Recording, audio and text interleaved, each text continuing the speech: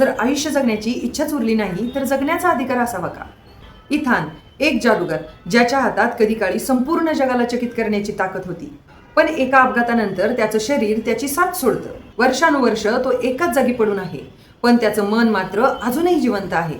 इथानच्या आयुष्यात दुःख आहे, पण त्याचबरोबर विनोद आहे, आठवणी आहे, संगीत आहे आणि सर्वात महत्त्वाचं म्हणजे स्वतःचं आयुष्य स्वतःच्या पद्धतीने जगण्याची इच्छा आहे.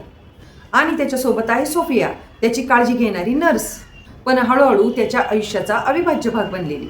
इथान लोकांना हसवतो, स्वतःच्या विनोदांवरही विनोद करतो, पण त्याच्या हसऱ्या चेहऱ्यामागे एक खोल संघर्ष दडलेला आहे. संजय लीला बन्साळी यांचा गुजारिश ही फक्त एक लव्ह स्टोरी किंवा एका कलाकाराची गोष्ट नाही. तो आहे जीवन, स्वातंत्र्य, प्रेम आणि माणसाच्या इच्छेच्या अधिकाराचा एक अस्वस्थ करणारा प्रश्न. चित्रपट संपतो, पण एक प्रश्न आपल्यासमोर ठेवतो. माणसाला जगण्याचा अधिकार आहे, पण आपल्या जगण्याबद्दलचा निर्णय घेण्याचा अधिकार